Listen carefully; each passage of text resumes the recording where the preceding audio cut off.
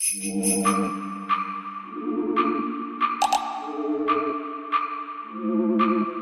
ce sont deux fast track dans cette salle. La première fast track, je vais vous parler de techniques pour pricer votre produit en SaaS. Alors juste pour me présenter très rapidement, je m'appelle Hugo Gessman, je suis le fondateur de Tiga, qui est un cabinet de conseil en product management qui fait partie du groupe de sociétés Xebia, ce qui justifie ma présence ici aujourd'hui. Alors le contexte, on va le poser très rapidement. Imaginons que notre amie Brigitte est partie d'un constat très simple. Il manque une application pour faire de l'adoption d'animaux en entreprise. Ça ne veut absolument rien dire, mais je m'en moque puisque je vais vous parler de prix derrière et je ne vais absolument pas vous parler de ce qu'on met dans l'application. Donc Brigitte, elle est convaincue d'avoir un bon produit, mais elle a un problème qui est très structurant, c'est qu'elle ne sait absolument pas combien elle doit le vendre. Alors, ici, on n'est pas là pour parler du quoi, ni du comment, c'est-à-dire qu'on ne va pas parler des fonctionnalités, on ne va pas parler du modèle de revenu, on va vraiment parler de prix, parce que c'est un talk très court.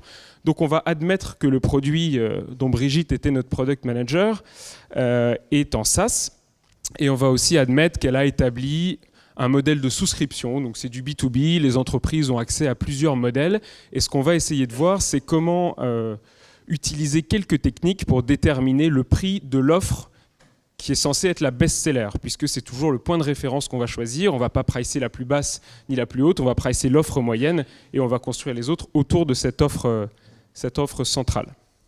Je laisse 30 secondes pour... Non, il n'y a pas de... pour vous installer. Donc le petit chaton n'a évidemment rien à voir, mais on m'a dit une fois qu'il fallait toujours un chaton mignon dans une présentation, donc je l'ai rajouté. Il était tard.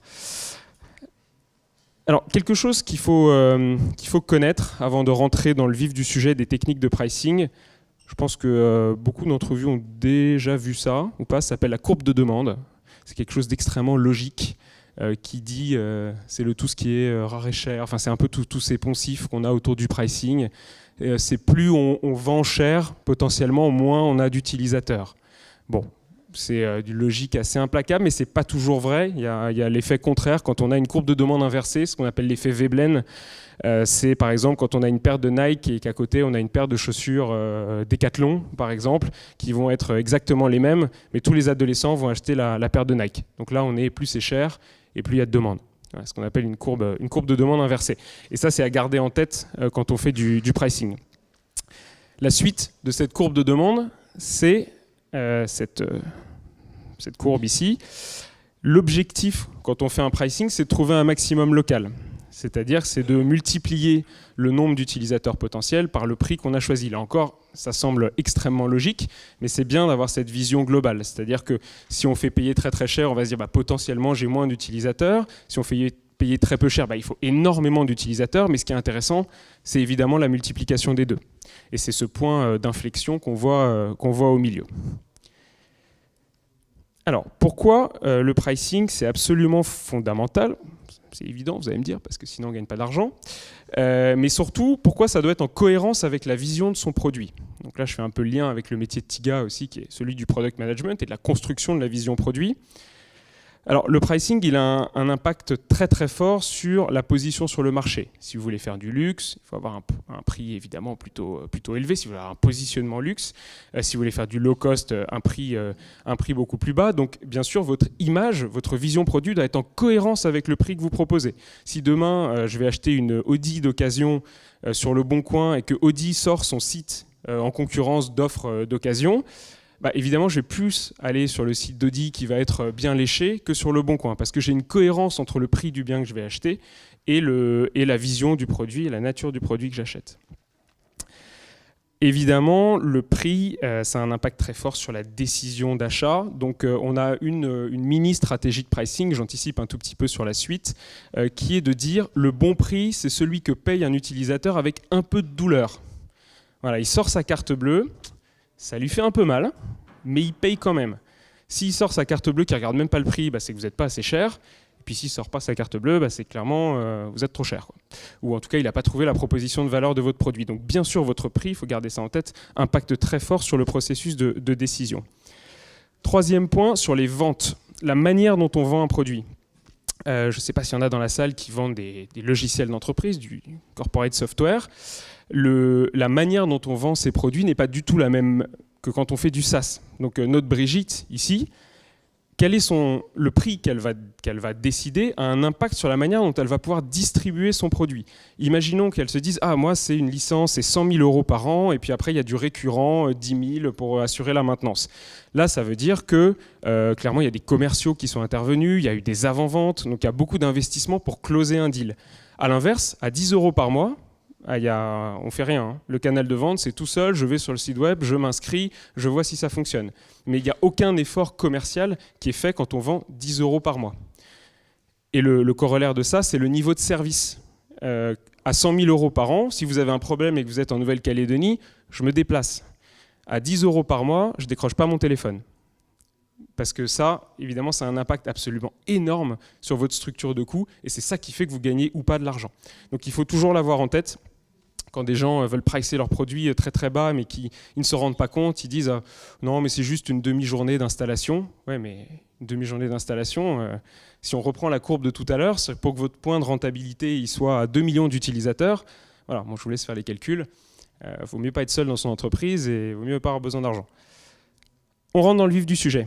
Première technique pour déterminer un pricing, ce sont les interviews utilisateurs. Alors la question la plus bête et méchante, voilà, dans les techniques ouvertes, c'est tout simplement de demander à un utilisateur combien il serait prêt à payer pour le produit. Bon, alors, je spoil un peu, c'est pas la meilleure technique possible, parce qu'on est tous très biaisés, on a beaucoup de mal à attribuer un prix absolu sur les choses. Ça peut être intéressant si vous faites une interview quali de présentation de votre produit et que tout à la fin vous dites bon, et au fait, tu serais prêt à payer combien pour ce produit-là? Ça peut être une technique. La deuxième, un tout petit peu plus évoluée, on détermine une espèce d'échantillonnage de prix et on va dire seriez-vous prêt à payer 10 €, 12 €, 15 €. Donc on fait son échantillonnage et ensuite ça nous donne des références qui permettent de déterminer un premier prix pour le produit.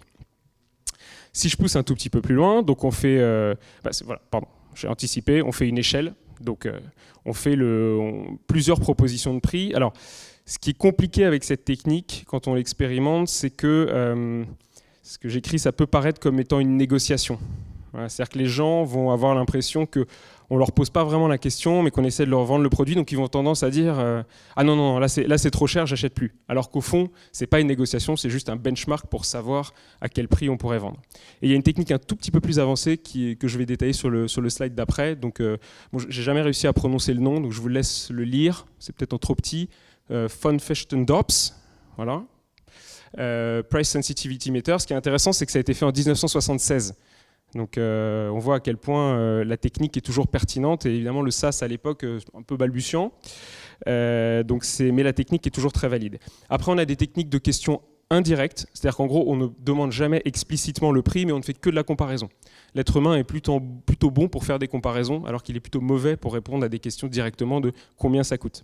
D'où ma petite illustration du juste prix qui a fait le bonheur de nos jeunes années. Là c'était Vincent Lagaffe et pas Philippe Risoli, mais il y avait... Alors, je rentre un peu plus en détail sur le modèle. Donc, c'est toujours le même principe de question ouverte sur le prix et sur la valeur, sauf que là, on rentre dans un niveau de détail un peu plus fin, et ça, c'est vraiment extrêmement pertinent, c'est-à-dire qu'on va demander à la personne à quel prix elle pense que c'est beaucoup trop cher, à quel prix elle pense que c'est vraiment pas cher, ça en devient suspect, c'est-à-dire qu'on se dit non, là, il y a une arnaque, c'est pas possible. À quel prix elle pense que ça devient trop cher, mais elle peut quand même l'envisager, et enfin à quel prix elle pense que c'est une très bonne affaire. Et ça, c'est quelque chose à conduire de manière quantitative. Et une fois qu'on le fait de manière quantitative, on sort ce genre de courbe. Voilà, donc c'est un peu, ça ressemble globalement à ça.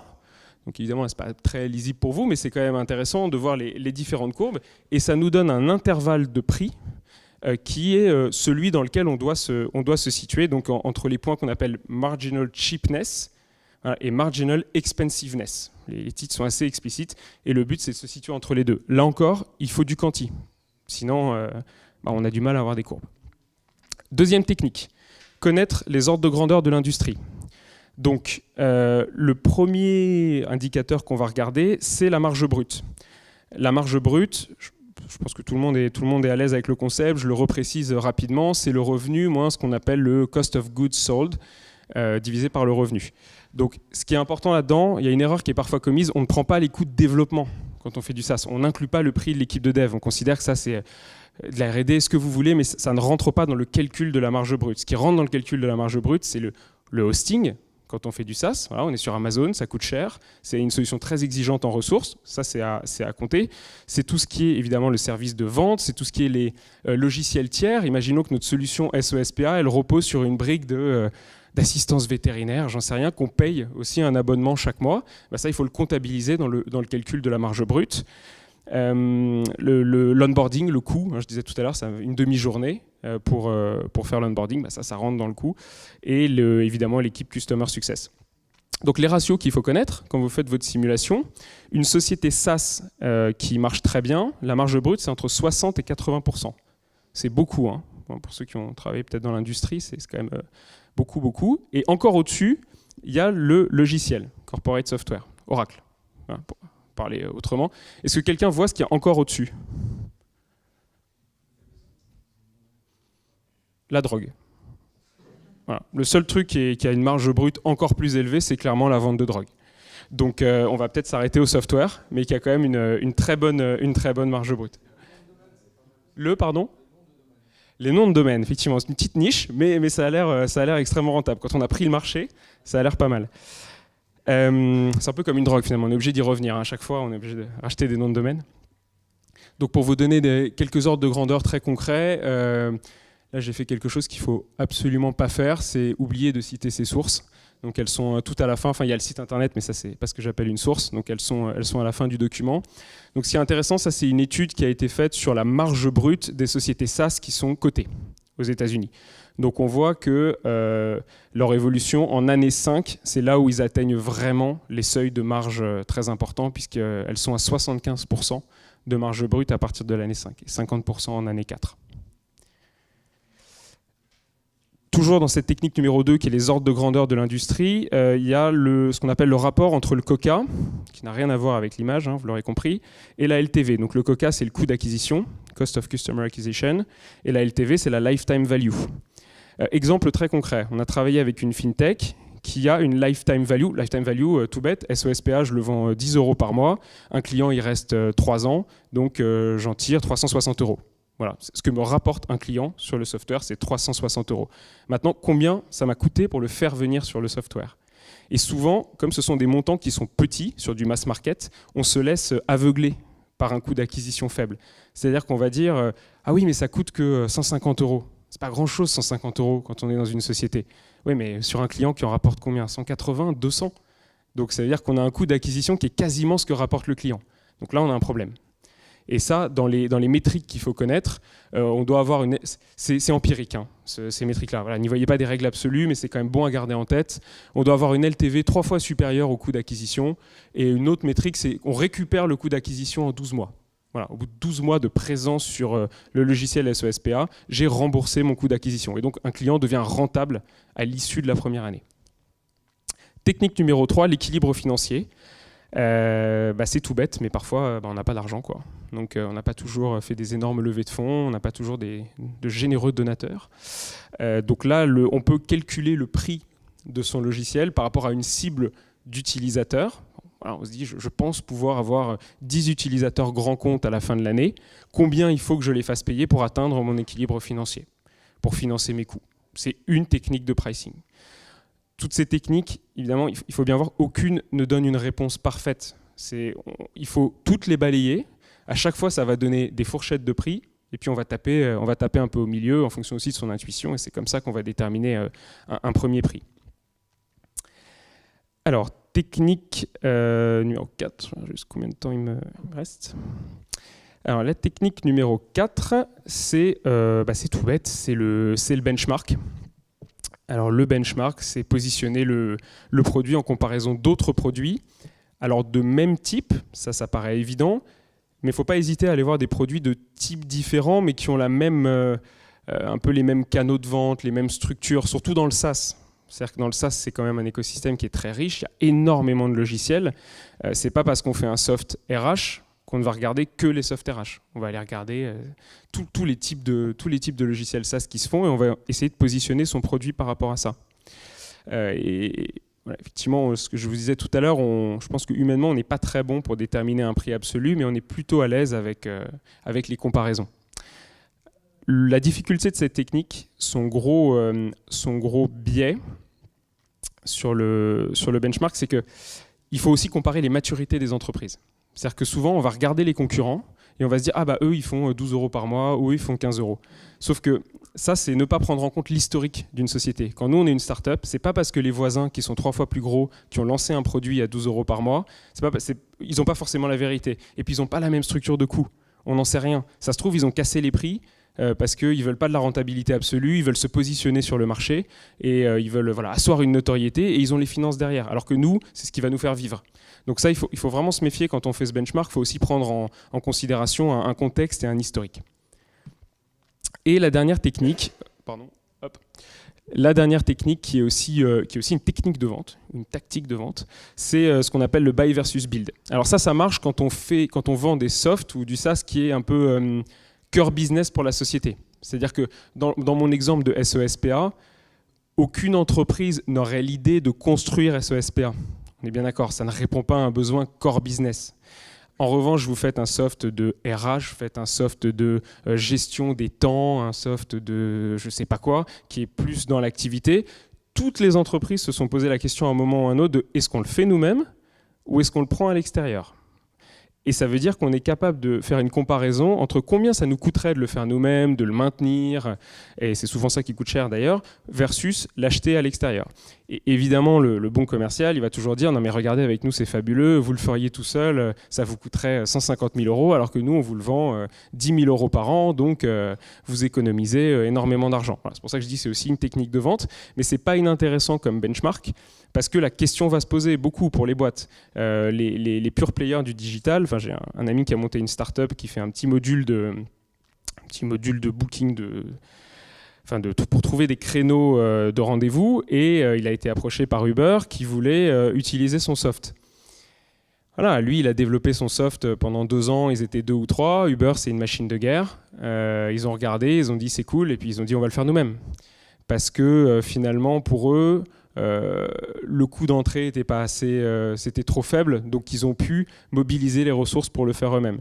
Donc là, l'argumentaire de dire nous, on va te faire gagner du temps et de l'argent, dans un cadre comme ça, il ne tient pas. Donc il faut aussi se méfier de ce genre de comparaison, ça peut être un argument. Et je vais conclure sur ces techniques de pricing par des choses qu'il ne faut pas faire. Il ne faut pas se lancer à corps perdu dans le développement sans avoir réfléchi à tout ce que je viens de vous dire.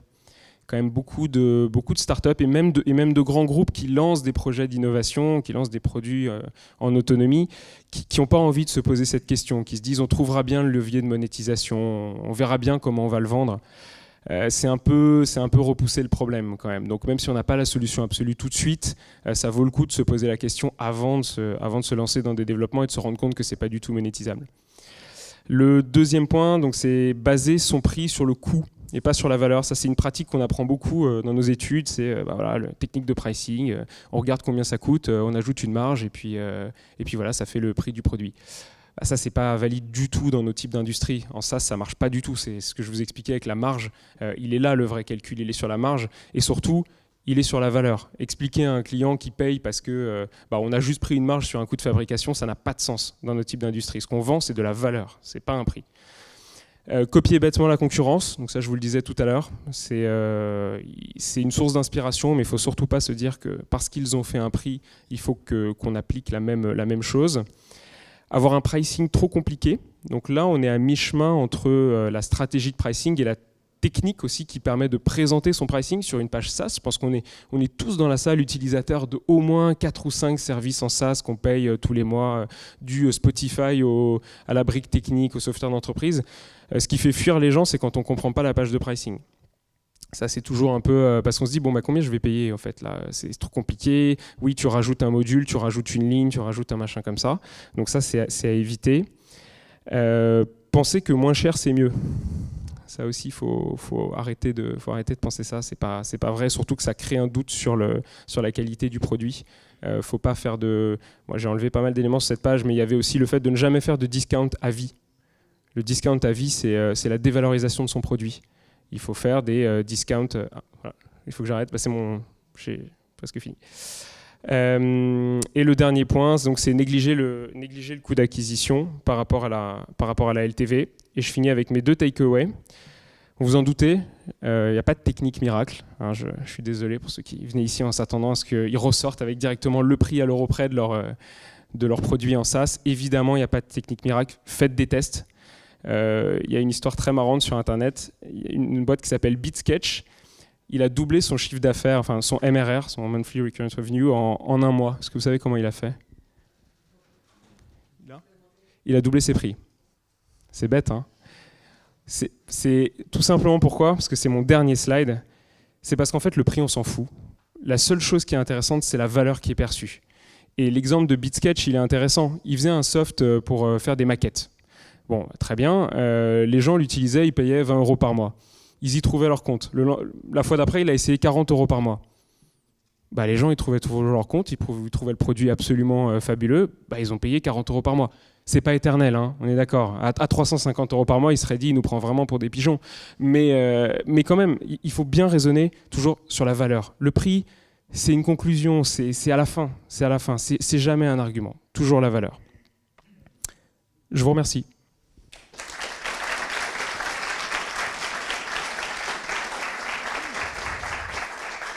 Je m'adresse à mon timekeeper préféré. J'ai cramé mes questions ou pas? Ah, il y a 4 minutes encore. Alors, je ne sais pas si... Est-ce qu'il y a des questions? Ah, il y a une question. Ah. Mathieu. Quand tu poses des questions ouvertes à tes clients, oui, à tes futurs prospects, est-ce qu'il n'y a pas un biais dans leur réponse? Toujours. Voilà. Donc, comment tu prends en compte ce biais? C'est pas simple. Il y a toujours un biais. Ça, c'est la grande difficulté des interviews utilisateurs, que ce soit pour le prix ou pour parler d'autres choses, hein, d'ailleurs. Donc les biais, on essaie de les contourner en n'orientant jamais les questions qu'on pose. C'est-à-dire qu'il faut aussi effacer un peu toute émotion.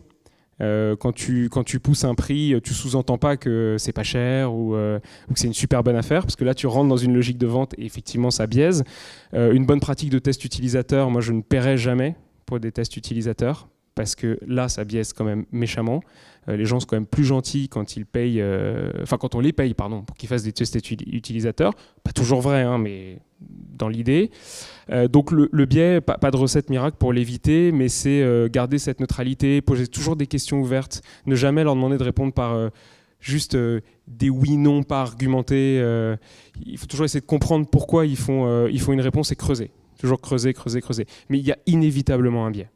D'où l'importance du quanti aussi. C'est-à-dire que c'est toujours la combinaison des deux qui donne des résultats probants. C'est du quali d'un côté et du quanti de l'autre pour valider ces hypothèses. Oui. Pourquoi dans la technique de la marge brute, il ne faut pas compter le dev et les coûts d'acquisition?